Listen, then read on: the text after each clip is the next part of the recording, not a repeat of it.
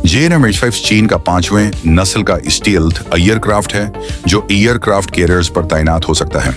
रफ्तार के लिहाज से ये स्पर्शांक त्यारा है जो मुमकिना तौर पर माख 1.8 तकरीबन 2200 किलोमीटर फी घंटा से ज्यादा की रफ्तार तक पहुंच सकता है। इसका वजन खफिया रखा गया है, लेकिन ये एक दरमियाने दर्जे का लड़ाका तैयारा है जिसका तखमीनी वजन 1024 किलोग्राम है।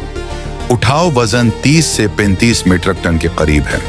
लागत की सरकारी तस्दीक नहीं है, ताहिम उसकी अंदाजन कीमत 70 से 90 मिलियन डॉलर फी त्यारा बताई जाती है, जो मगरबी तैयारों के मुकाबले में कम है और चीन की सनाती सलाहियत को जाहिर करती है।